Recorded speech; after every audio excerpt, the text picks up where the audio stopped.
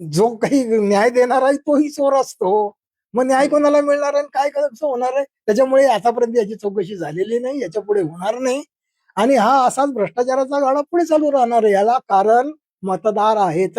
मतदार नालायक लोकांना निवडून देतात, कारण की बहुतांश मतदार हे पैसे घेऊन मतदान करतात. आणि मग असं जर झालं तर या लोकशाहीला काय अर्थ आहे?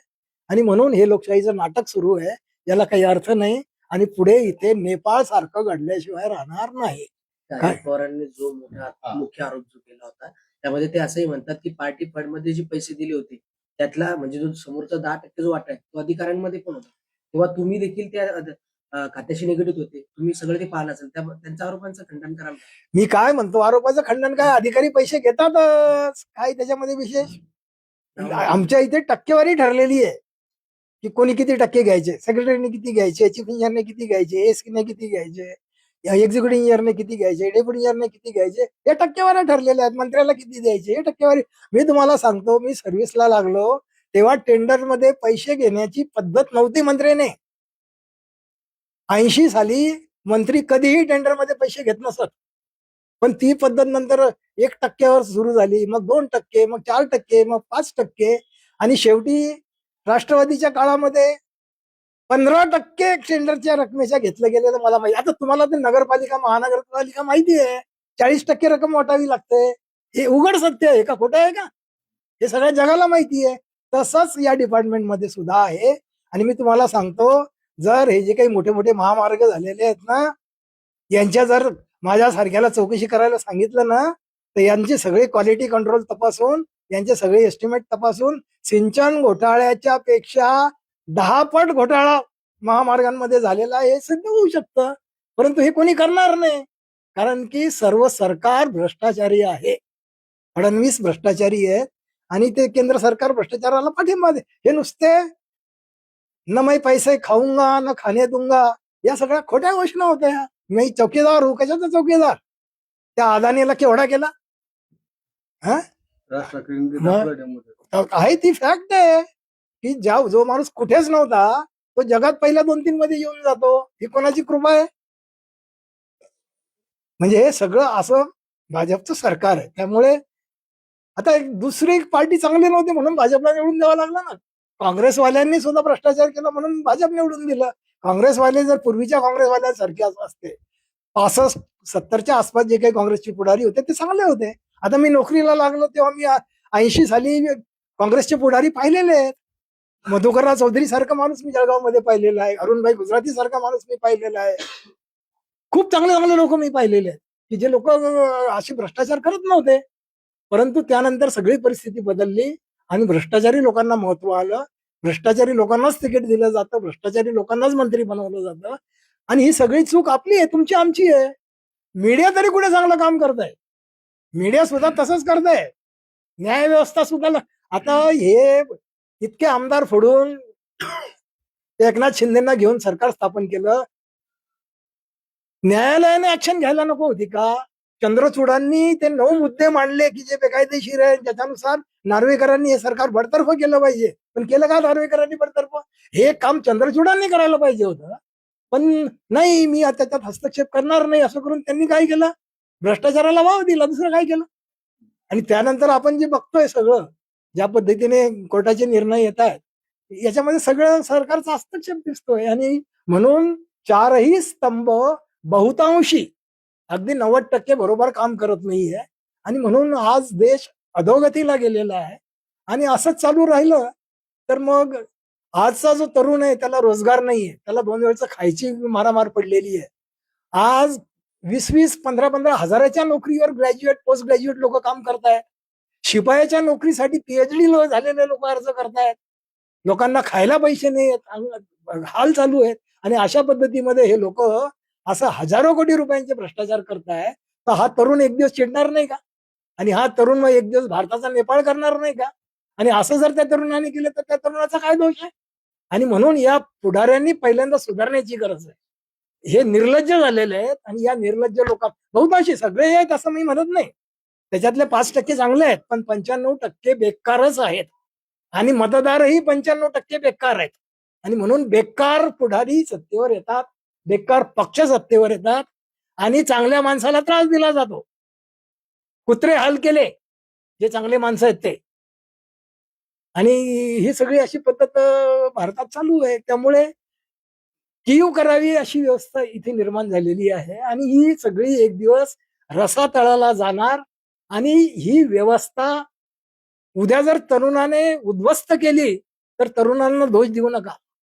आधी हे पुढारी सुधारले पाहिजे, व्यवस्था सुधारली पाहिजे, चारही स्तंभ सुधारले पाहिजे.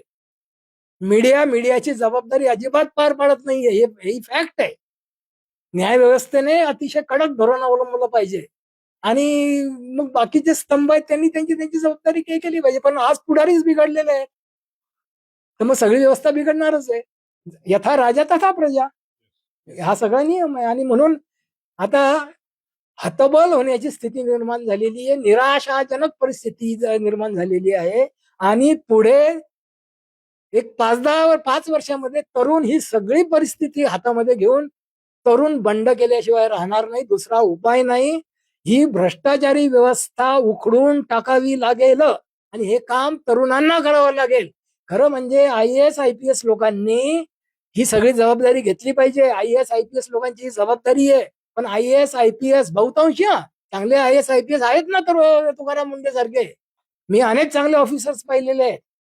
तशा त्या ऑफिसर्स लोकांनी जर हे सगळं ताब्यात घेऊन चांगलं राज्य केलं तर ही माझी एक केंद्र सरकारला विनंती आहे की या अधिकाऱ्यांच्या बदली करायच्या सरकारच्या पॉवर्स काढून घ्या. या बदल्या करण्यासाठी एक स्वतंत्र बोर्ड नेमा. IAS IPS लोकांच्या बदल्या या पुढाऱ्यांच्या मंत्र्यांच्या हातात ठेवू नका. कसा देश सुधरत नाही बघा. पण तिथे पण तुम्ही काय करणार, जसा निवडणूक आयुक्त तुमचा बसवला तसा त्या बोर्डावरचा अध्यक्ष तुमचाच बसवणार. काय होणार, काही फरक नाही. म्हणून जोपर्यंत प्रामाणिक लोक इथे निर्माण होणार नाहीत तोपर्यंत ही व्यवस्था सुधारणार नाही. आणि ही व्यवस्था अधिकाधिक गर्तेत जाईल आणि लोकशाहीचा बट्ट्या बोळ या लोकांनी केलेला आहे, सिद्ध होईल. केलाच आहे ऑलरेडी, काही शिल्लक नाही. आता जे काही मी ऐकतोय की किती हजारो रुपयाच्या नोटा एका मतासाठी दिल्या जात आहेत. 5,000, 10,000, 15,000 दिल्या जात आहेत. एका घरात गट्टेचे गट्टे पाकिट दिले जात आहेत. आता माझं जे काही एक पहूर नावाचं गाव आहे, त्या गावात मी अगदी माझ्या जवळच्या नातेवाईकांनी मला सांगितलेलं आहे की आमच्या घरात जर 4 मतदार असतील तर प्रत्येकी 5,000, 20,000चं पाकिट आम्हाला मिळत होतं. आता असं जर तुम्ही 5-5 हजाराचं पाकिट ग्रामपंचायतसाठी देताय तर मग आता महापालिकेसाठी तुम्ही 15,000 रुपये देत असले तर त्यात नवल काय. कारण 15,000च्या बातम्या येत आहे. आणि हे सगळं घडत असताना निवडणूक आयोग झोपलेला आहे. निवडणूक आयोग काहीच काम करत नाहीये. आणि TN शेषन सारखा माणूस आला पाहिजे, तुकाराम मुंडे सारखा माणूस आला पाहिजे आणि मुख्यमंत्री चांगला आला पाहिजे, पृथ्वीराज चव्हाण सारखा. हा बदमाश आहे, देवाभाऊ बदमाश माणूस आहे. ह्याला काहीच लाज शरम नाही. आणि म्हणून ही देशाची राष्ट्राची अधोगती झालेली आहे. खरं म्हणजे RSS ची जबाबदारी आहे की या नालायक लोकांना सिधा करणं.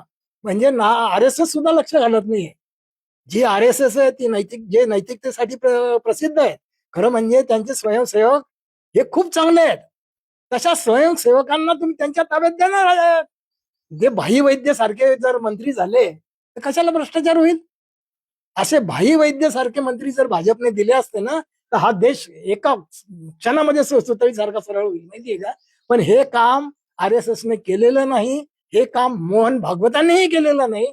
आणि त्याच्या उलट अजित दादा सारख्या माणसांना, आता तुम्ही बघा ना त्यांच्या शेजारी कोण कोण बसलेलं असतं. अशोक चव्हाण असतात, छगन भुजबळ असतात. कोण नाही नावं घेतले तर 25 नावं निघतील. प्रफुल्ल पटेल असतात. आता हे सगळे काय, हे काँग्रेसचे बदमाश सगळे. आता बीजेपी शिल्लक कुठे राहिलं. सगळे काँग्रेसचे तर पुढारी येते. म्हणजे बीजेपी राहिलीच नाही, ते काँग्रेसमय झालेली आहे. आणि ही अशी वाईट परिस्थिती कोणामुळे आली असेल तर ती नरेंद्र मोदीमुळे आलेली आहे. त्याला नरेंद्र मोदी जबाबदार आहे. आणि येणाऱ्या इतिहासामध्ये नरेंद्र मोदीचं इतिहासात काळ्या अक्षरात नाव लिहिलं जाईल की या माणसाने भ्रष्टाचाराला पाठीशी घातलेलं आहे. त्याच्यामुळे त्यांनी अजिबात डिंग मारू नये की आम्ही भ्रष्टाचारी नाही म्हणून.